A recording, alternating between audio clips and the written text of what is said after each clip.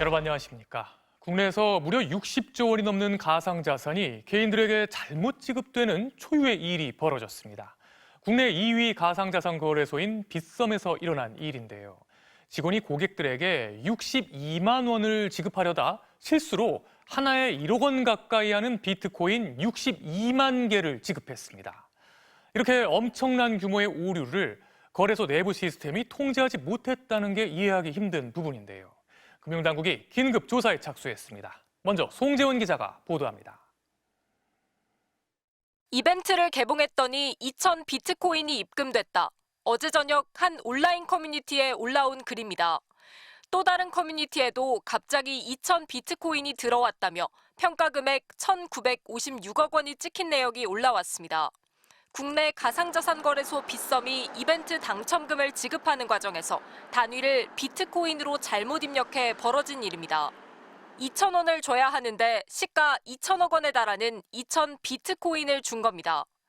이벤트 당첨자 249명에게 지급된 비트코인은 총 62만 개, 무려 60조 원이 넘습니다. 빗썸은 당첨금 지급 20분 만인 7시 20분 실수를 알아차렸고 40분 뒤 거래와 출금을 차단했습니다. 하지만 일부가 비트코인을 받자마자 팔아치우면서 37분 만에 비트코인 가격이 9,800만 원대에서 8,111만 원으로 17% 급락했습니다. 계엄 사태 때도 이게 가격이 급락하고 막 급등하고 막 이랬다 보니까 이게 전쟁 났나 약간 이런 생각도 조금 들기도 했고.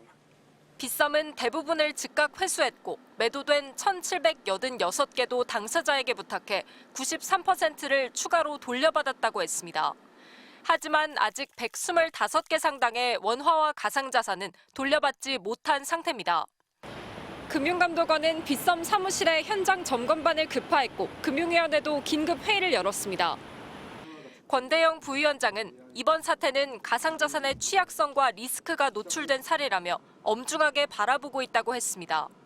정부는 금융위, 금감원, 금융정보분석원 등이 참여하는 긴급 대응반을 구성해 빗썸뿐 아니라 다른 거래소도 점검하겠다고 밝혔습니다. 정부 회의에 출석한 이재원 빗썸 대표는 입장문을 내고 비트코인 시세 급락 때문에 투매를 한 고객들의 손실 규모가 10억 원 안팎이라고 밝혔습니다. 빗썸은 해당 고객들에게 매도 차익 전액과 10% 추가 보상을 지급하겠다며 일주일간 전체 종목 거래 수수료 면제, 1,000억 원 규모 고객 보호 펀드 조성도 약속했습니다. MBC 뉴스 송재원입니다.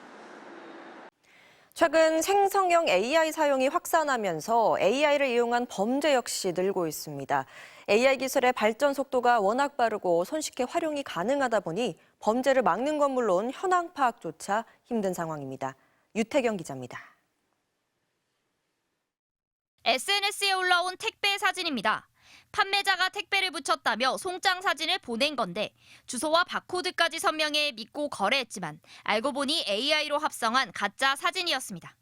이렇게 AI로 합성한 가짜 사진이 온라인 중고거래 사기에도 악용되고 있는데요. 얼마나 쉽게 만들 수 있는지 직접 해보겠습니다.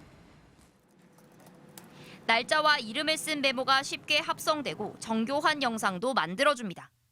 최근 생성형 AI를 악용한 신종 범죄가 다양해지고 빠르게 늘고 있습니다. 지난해엔 부산의 한 20대가 챗 GPT로 진단서 내용을 위조해 보험사로부터 1억 5천만 원의 보험금을 타냈다 적발됐고 생성형 AI로 가짜 탈원서를 쓴 마약사범이 징역형을 선고받기도 했습니다. 지난해 적발된 AI 활용 딥페이크 성착취물만 1,500여 건. 전체 사이버 성폭력 범죄 중 35%나 됩니다.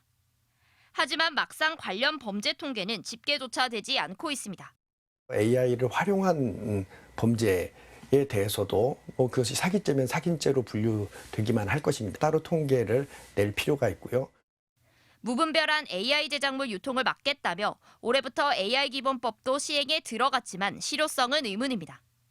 AI 활용 사진 영상에 AI를 활용했다는 표시를 하도록 의무화했지만 본사가 해외인 AI 사업자에겐 적용이 까다로운 데다 최근엔 AI 제작물 표시 자체를 지워주는 앱까지 등장했습니다. 시민들에게 어떠한 피해를 어떻게 줄지를 모르는 범죄들이 자꾸만 나타날 것이다. 제도적이고 법적인 노력들을 심각하게 고민할 때다. AI 제작 여부를 판별해주는 서비스가 나오면 또 이를 비웃듯 판별이 불가능한 새로운 AI 기술이 나오는 게 현실인 요즘. 법과 제도 정비를 포함한 종합 대책 마련과 사회적 고민이 필요해 보입니다. MBC 뉴스 유태경입니다.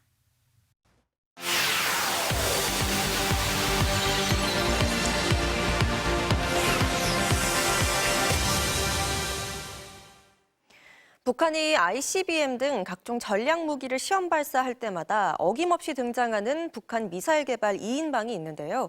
이들은 누구이고 역할은 무엇인지 김필국 논설위원이 살펴봤습니다. 얼마 전 북한 김정은 위원장이 딸 주혜와 함께 참관한 대구경 방사포 시험 발사 현장. 2명의 군부 인사가 등장합니다. 조선노동당 중앙위원회 제1부부장 김정식 동지, 조선민주주의인민공화국 미사일 총국장 장창하 동지가 동행했습니다. 새벽도 실시된 극초음속 미사일 발사에서도 이들은 김 위원장 옆에 나란히 섰고 화성포 계열의 ICBM 발사는 물론 김정은 집권 후 진행된 각종 미사일 발사에서 핵심 2인방으로 존재감을 드러냈습니다. 최과사령관 동지 손길 아래서 우리 이렇게 두 전문가들도 믿기 어려운 기적적인 기적이 연이어 일어났습니다. 국방과학원정을 역임한 장창하는 현재 미사일 총국장으로 북한 미사일 개발을 총괄하는 수장이고 로켓 기술자 출신의 김정식은 당 군수공업부 제1부부장으로 기술적 진화와 정책을 이끄는 핵심 브레인으로 꼽힙니다. 김 위원장과 맞담배를 피는 모습이 공개되는 등 전폭적인 신임을 바탕으로 2022년엔 화성 17형 발사 성공과 함께 나란히 대장으로 진급하며 승승장구하고 있습니다. 그 경제를 본격적으로 재건하는 데는 사실 큰 성과를 못 냈거든요. 그렇기 때문에 그런 국방부 분야에서 큰 성과를 냈던 인물들에 대해서 당연하게 김정은 위원장 입장에서는 신임을 할 수밖에 없습니다. 액체에서 고체 연료 ICBM으로의 전환과 극초음속 기술 고도화 등 북한 전략 무기의 이정표마다 김 위원장 옆을 지켰고 최근엔 미사일 발사뿐 아니라 핵잠수함이나 군수업체 시찰까지 동행 보좌하며 측근 실세로 군림하고 있습니다.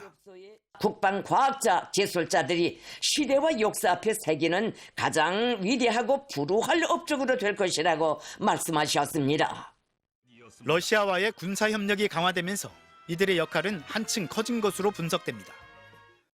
전쟁에서 좀 밀려있던 러시아가 공세적으로 공격할 수 있도록 많은 기여를 했다고 생각되기 때문에 이 김정은 위원장 주변에서 북한의 무기뿐만 아니라 미사일 개발까지 중책을 계속 맡을 걸로 보여집니다. 우리나라와 미국 등은 이들을 각각 독자 제재 명단에 올렸지만 이들의 활동 반경은 더 넓어졌고 우려도 더 커지고 있습니다. MBC 뉴스 김필국입니다.